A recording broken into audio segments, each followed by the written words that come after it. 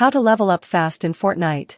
Step 1. Complete challenges. Focus on completing weekly challenges and daily quests as they provide a significant amount of XP. Step 2. Play with friends. Playing in a group with friends who have the Battle Pass XP boost can help you earn more experience points. Step 3. Survival time. Try to survive longer in matches. The longer you last, the more XP you earn.